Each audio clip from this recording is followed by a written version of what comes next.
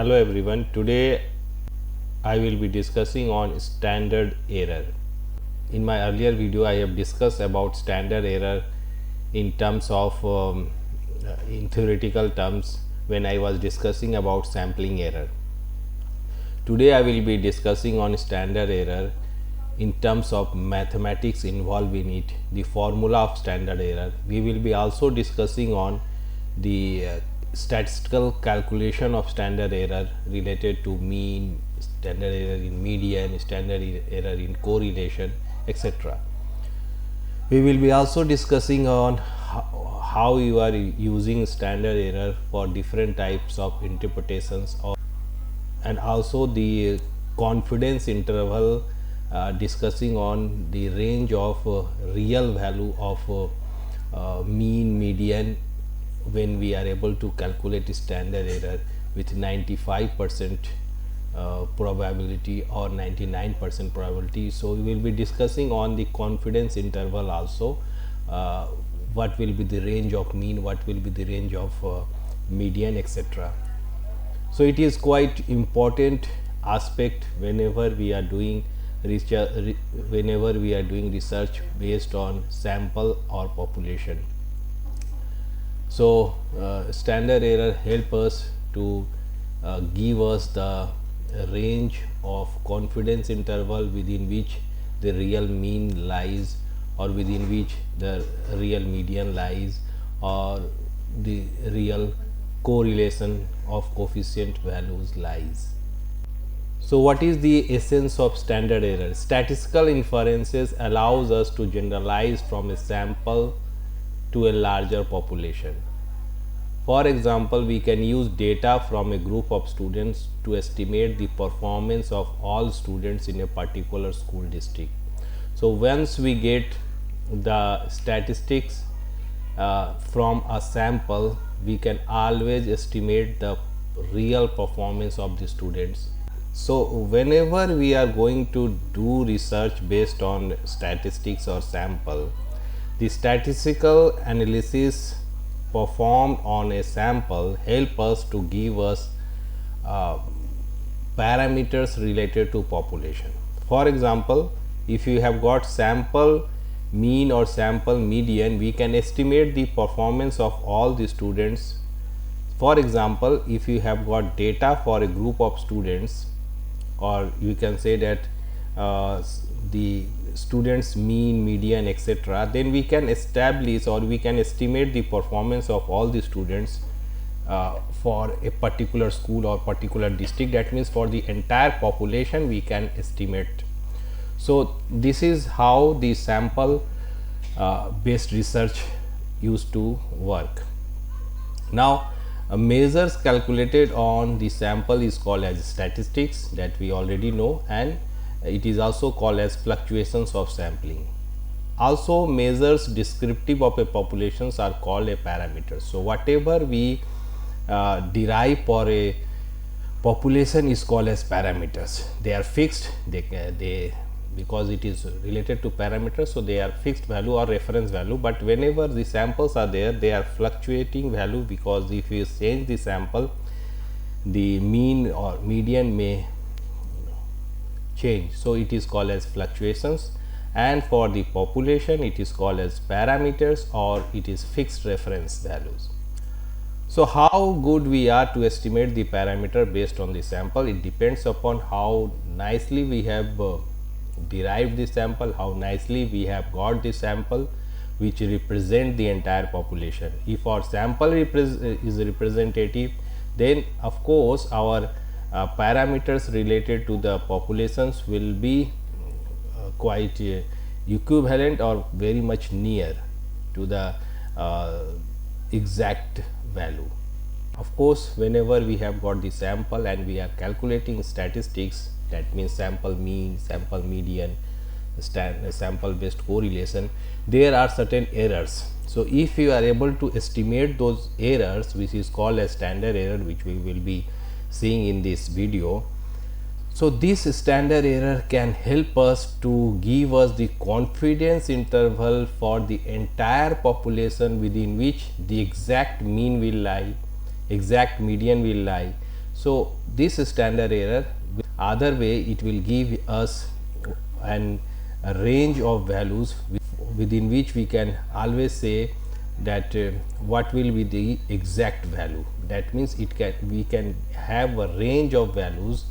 After calculating standard error, we can always estimate the exact range of values. So, calculating standard error will help us to give us a confidence interval, that means with 95% confidence or with 99% confidence we can always say that the real value will lie. So, suppose the sample based data give us the mean as 55.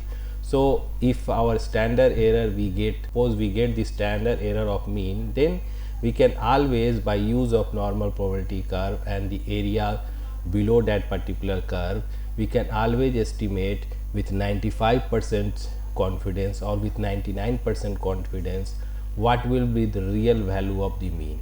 So, in this way we are using standard error. So, we will understand this by using certain problem. Whenever we will solve certain problem, we will be able to understand this. So, the first standard error, because we always use mean as one of the most used statistics for the sample. So, for the sample we always calculate mean. So, the formula for standard error or mean or sigma m is sigma by root n, where sigma is standard deviation of the population and n is the number of cases of the sample. Of course, the population ST is not available, and we suppose that we have gone for a sample which is quite representative of population. So, we take the standard deviation of the sample for calculating standard error in mean. So, that will be an estimate of standard deviation of the population. So, the standard error of mean we can always say as standard deviation of the sample by root over n, and that is the sample size. Now, you should always understand that when our sample is small, the chances of error is high. So, to calculate standard deviation for small sample, we always use n minus 1 in place of n, so that the chances of error will be minimized. So, in that way, for a small sample, we know that standard deviation formula is square of deviation divided by n square root, but for small sample we will take at it will be a square of deviation divided by n minus 1 under square. So, as a small sample there is chances of error. So, for calculating standard deviation for small sample, we take n minus 1 in place of n. So, the formula of standard deviation changes to s equal to square root of x square divided by n minus 1, where x square is square of deviation.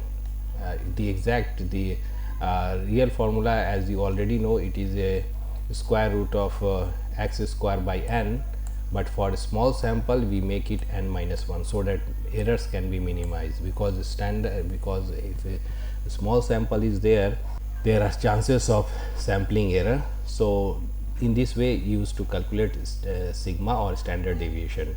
Anyhow, the formula for standard error of mean is sigma m equal to square standard deviation divided by square root of n.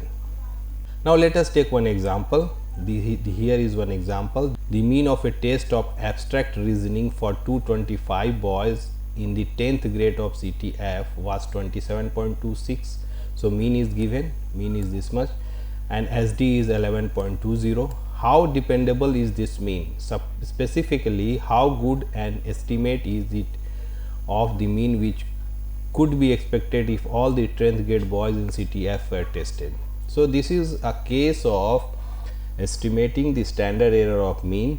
So, we have got a sample of 225, we have got the standard deviation as 11.20. So, using this particular formula for sigma m, it is 11.20 divided by square root of 225. So we get the value as 0.75. So we can always see in this particular graph, we know that the 95% cases, 68.26% of cases lies between -1 sigma to +1 sigma. This is the general law of normal probability curve. Similarly, 95% cases lies between 1.96 sigma unit, that we can see from the area under the curve graph or table, you can see that one. So this is how the normal probability curve used to work. So this is clear when we see this next figure. See, this is the same graph that was there in the previous screen. So this is the normal probability curve. Now if you see this area under the curve table, we can see that at the point 1.9 sigma units, 1.9, and then this 6, 1.96, 4750 out of 10,000, 4750 cases lies. That is, in terms of percentage, it is around, it is not around, it is 95%. 95% cases are there in between 0 to or you can say both the side of the normal probability curve, in 1.96 plus sigma unit and 1.96 minus sigma unit, 95% cases lies. So you can see here in this particular graph also. So this is not exactly 2, it is 1.96, as we can see from this particular table. You can follow it in this particular normal probability curve. 2 sigma unit, 3 sigma unit are given, but exactly at 1.96, at 1.96 sigma unit for a large sample, we can say that 95% cases lies. So if we can use this to find out the confidence interval. As I was saying that the standard error is also used to estimate the confidence interval within which the exact population mean lies. So you can see that our sigma m is 0.75 that we have calculated. So the formula will be the population mean equal to sample mean plus minus 1.96 into sigma m, because we have calculated sigma as 0.75. So in sigma unit, 0.75 into 1.96 in both the direction, both positive direction and in the negative direction, the value may lies. So if our sample mean is 27.26, so using this formula we can get 1.96 into 0.75, 27.26 plus minus 1.47, that is 28.73 or 25.79. So this is the upper value and this is the lower value. So population mean lie between 28.73 and 25.79 with 95% probability. How this 95% has come, that I have already explained. So in this way we can find out the confidence interval for the population parameter. Now going further, we can also set up the confidence interval for 99% of the cases. Now again, seeing the same table, we can see that in terms of sigma unit, at the point 2.58, 2.5 is here and 0.8, we can see that this value is approximately for 4,951 out of 10,000 cases in one side of the curve. So double will be 99%, approx 99%. So this is showing the area of the curve in one side of the normal probability curve. So, for 4951 double you can do it. So, it will be approximately 99%. So, by following the same rule we have got sigma m as 0.75. So, we can use the same formula, sample mean plus minus 2.58 into sigma m. So, the range will be 27.26 plus minus 2.58 into 0.75, that which we have calculated standard error in mean. So, the upper value is 29.195 and the lower value is 25.325. So, we can always say that with 99% confidence the population mean lies between 29.195 to 25.325. So, in this way we can find out the standard error in mean, and we can also establish the confidence interval of the actual population parameter.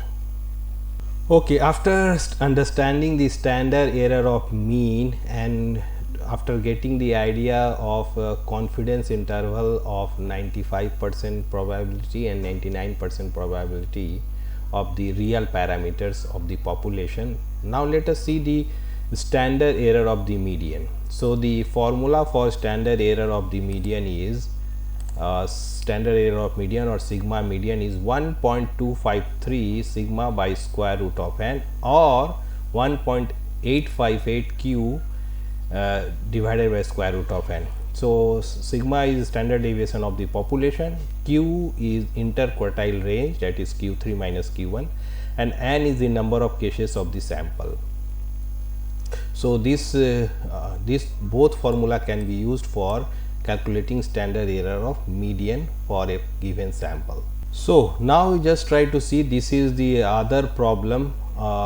In this problem, this is one example for related to the median. On the Travois language scale, a 801 12-year-old boys made the following record. Median is given and q is given. How well does the median represent the median of the population from which the sample was drawn?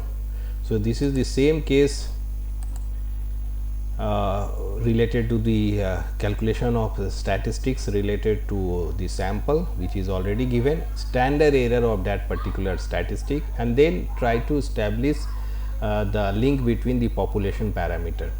So, the median is 21.40, we have already seen, q is given 4.90 and n is 801. So, putting this value we get the standard error in median as 0.32.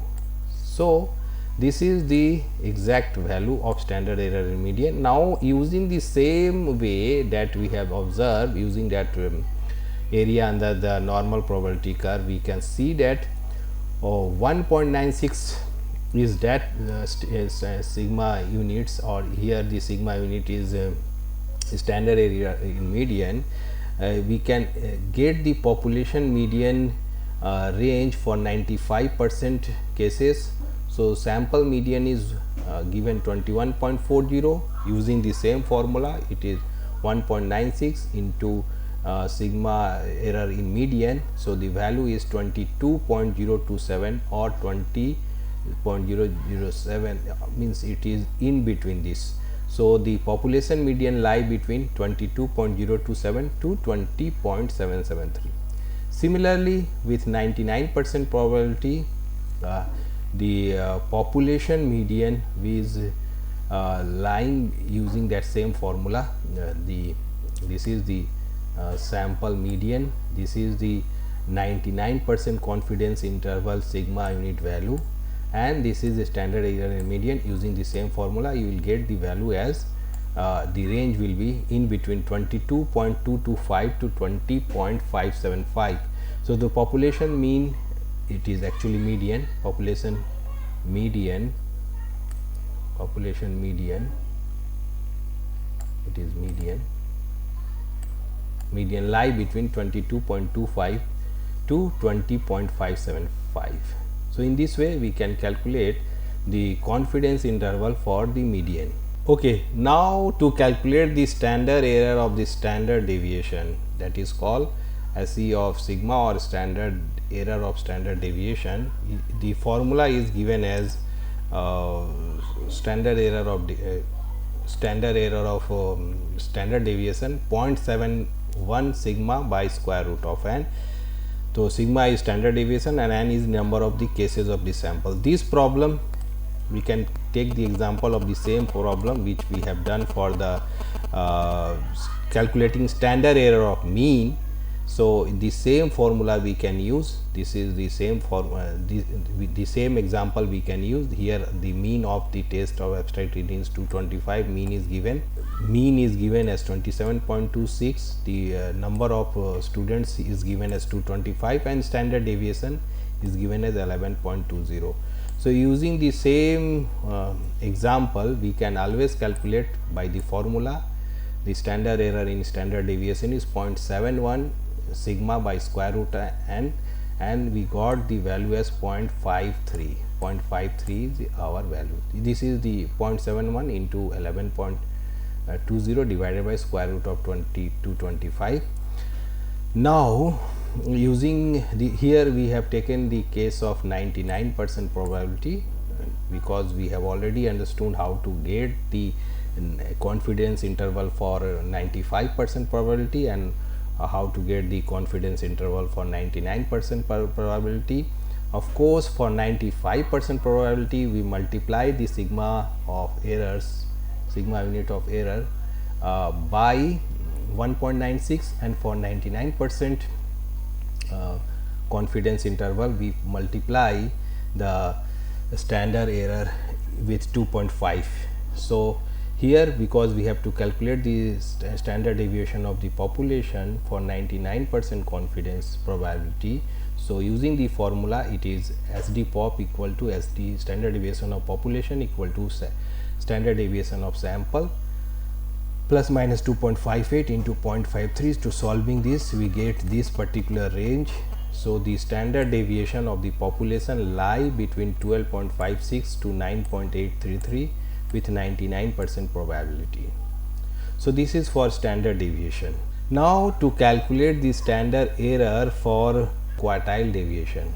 So for quartile deviation the formula is 0.786 into sigma or 1.16 quartile by n. So sigma is standard deviation, n is number of cases, and q is interquartile range. Q is interquartile range. So for interquartile range or quartile deviations it is the same thing. So here also we are taking the same example which we have done for the I think for the median, for the median standard error of median calculation we have used this particular example. So here the quartile is given as 4.90. So to calculate the standard error in quartile deviation we use this formula 1.17 q divided by square root of n, we get the value as 0.203.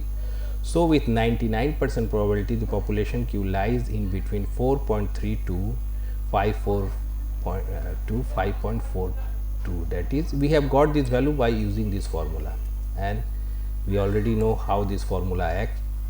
So this is the real value which we have here, that is sample real q value or interquartile range value or interquartile deviation value.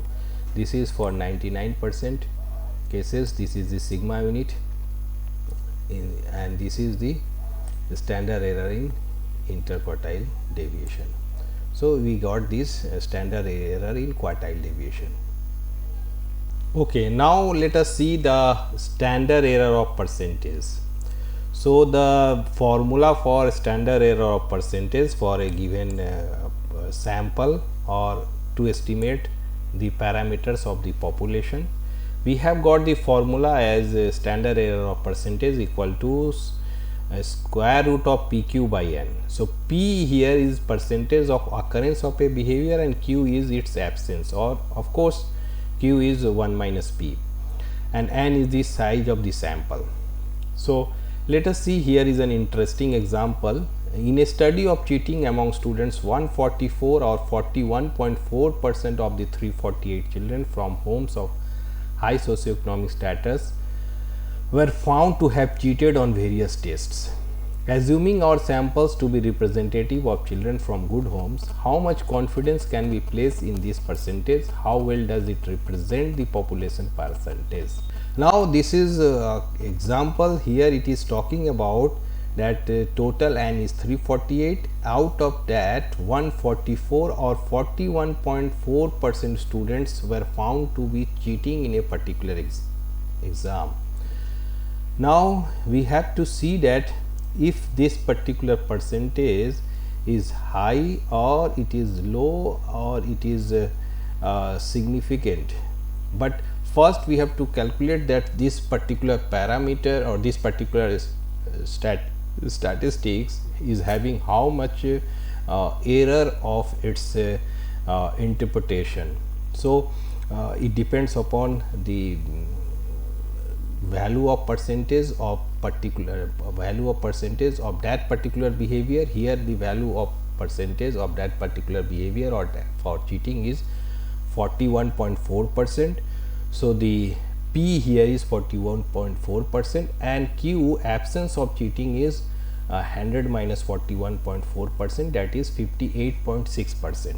So, now let us calculate the standard error of that percentage. So, P we have put, Q we have put, this is the value of P, this is the value of Q and this is N.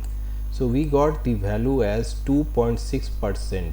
2.6% is the standard error of percentage.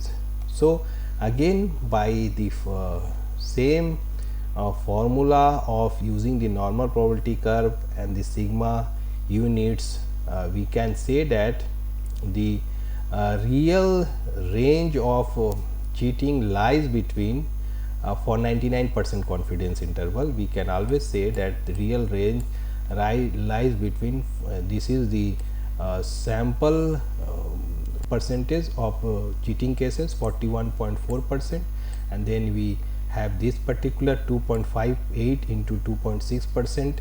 So, the real range lies between 34.7% to 48.1%. So, with 99% surety, the children who cheat in this exam ranges from at least 34.7% and not larger than 48.1%. So, this is the range with 99% confidence interval. So, in this way we can use the formula of standard error of percentage for finding out the confidence interval. Now, let us calculate the standard error of coefficient of correlation. So, for the standard error of coefficient of correlation, there is no problem when we have got a large sample, or if the correlation value is very small, near to 0. So, if the R is closer to 0 or N is very large, this is the formula we have to use. Standard error of R is equal to 1 minus R square divided by square root of N. So, the correlation between height and weight is 0.60. This is an example and sample is 120. So, putting the value in this particular formula, this standard error in R is 0.06. So, 0.99 confidence interval or with 99% confidence interval, we can say that using this formula 0.60 plus minus 2.58 into 0.06, which is this one, the range will be in between 0.45 to 0.75. So, this is quite not a big thing. We can use this formula and find out. But when the value of R is very much high or very much low, suppose R is very high near to 1 or near to minus 1, and if N is also low, then we have to use Fisher's Z function. So, in the case of when the R is very high value or very low value near to plus minus 1 and N is also low, then we have to use Fisher Z function. Fisher Z for formula for standard error of Fisher Z function is 1 divided by square root of n minus 3. So, as we know, let us take one example. As we have this example. Suppose the correlation between height and weight is 0.85. Now this 0.85 is very much near to 1. It is a high value. So high value is there. It is a high value, and sample is also small, 52. Here just try to see the sample was 120, but here sample is low, small. So here we have to use this particular formula. This formula we have to use. So using this formula, sigma standard error of Z, you get that because we have to use n. So putting this, we got this standard error of sigma Z from which is Fisher Z function is 0.14. Now how to use this one? Now what we will do, we will go to the Fisher Z table. Fisher Z function table is there, and we can always have Fisher Z function corresponding to a real R value. So from that Fisher Z function value table, we can always get the Fisher Z function. So seeing that particular table, we can see that R value for 0.85, the Fisher Z value is 1.26. Okay, so Fisher Z value is 1.26 corresponding to 0.85, which is our value in the problem. 0.85 was our value. So from that table we got Fisher Z as 1.86. We have also got sigma error of Z, Fisher Z function, as 0.14. So using the formula, we can always have the range for 99% cases. This is actually 99% cases, 99%, it is written as 0.95, but it is 99% cases.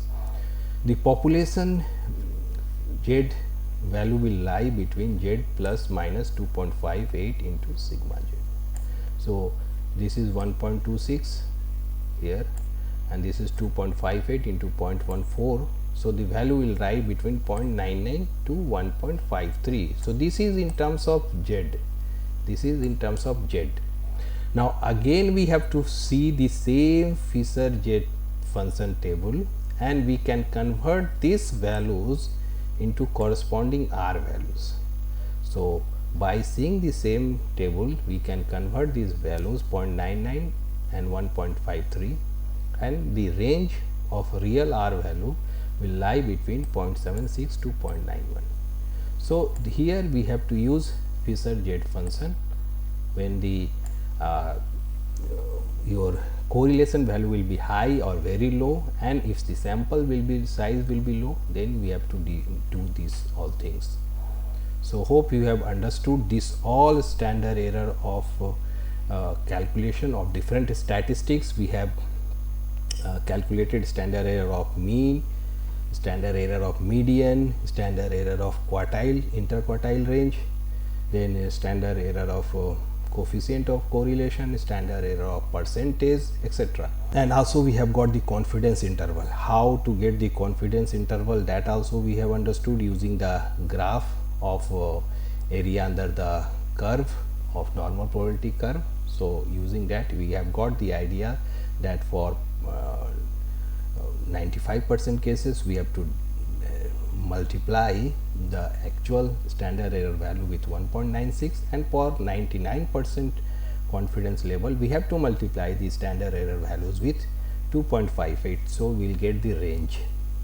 So I hope that you have understood the idea of standard error, and we have also understood the use of standard error of different statistics to calculate the confidence interval for the actual population parameter, and this will be useful for conducting research in social sciences and doing analysis based on the sample. So I hope you like this particular video. Please press the like button and also subscribe to the channel. Thank you.